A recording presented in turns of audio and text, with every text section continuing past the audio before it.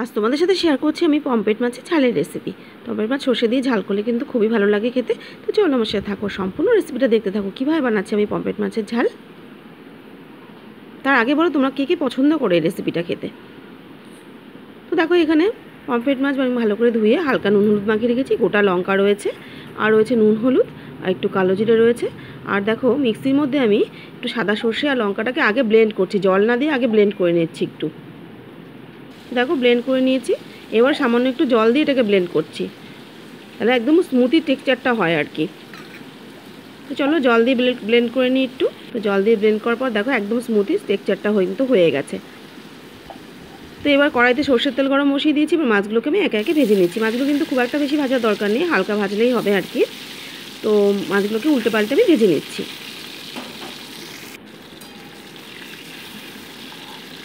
তো দেখো তোমাদের সাথে গল্প করতে করতে কিন্তু মাছগুলো সবকটা মাছই আমার ভাজা হয়ে গেছে। এবার তেলের ওপর দিয়ে দিচ্ছি কালো জিরে, তারপরে অ্যাড করে দিচ্ছি আমি সর্ষে পেস্ট, দিয়ে দিচ্ছি কটা লঙ্কা, কাঁচা লঙ্কা। এভাবে রান্না করলে খুবই ভালো লাগে খেতে, তোমরা অবশ্যই রেসিপিটা ট্রাই করো। এবার দিয়ে দিচ্ছি পরিমাণ মতো নুন হলুদ, দিয়ে হালকা একটু সামান্য ভেজে নিচ্ছি, কারণ সর্ষেটা বেশি ভাজলে কি হয় তেতো ভাবটা হয় আর কি। তো খুব একটা বেশি কিন্তু ভাজার দরকার নেই সর্ষেটা। তো হালকা একটু ভেজে নিচ্ছি। দেখো সর্ষেটা কিন্তু ভাজা হয়ে গেছে তেলের ওপরে। এবার আমি জল দিয়ে দেবো পরিমাণ মতো।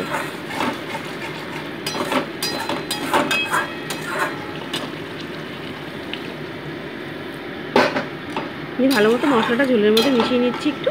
এবার একটা ঢাকনা চাপা দিয়ে কিছুক্ষণের জন্য ঝোলটাকে ফুটিয়ে নিচ্ছি। তো কিছুক্ষণ পর ফিরে এলাম, দেখো ঝোলটা কিন্তু ফুটে গেছে। এবার আমি ভেজে রাখা মাছগুলোকে এর মধ্যে দিয়ে দিচ্ছি। দিয়ে মাছগুলোকে ভালো করে ঝোলের মধ্যে একটু ডুবিয়ে দিচ্ছি।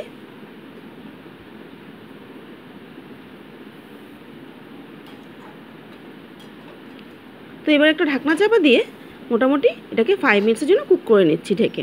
তো 5 মিনিটস পর ফিরে এলাম, দেখো গরম গরম পমফ্রেটের সর্ষে ঝাল কিন্তু রেডি। গরম ভাতে কিন্তু দারুণ লাগবে খেতে। কেমন লাগলো রেসিপিটা আমাকে কিন্তু অবশ্যই কমেন্ট বক্সে জানিও।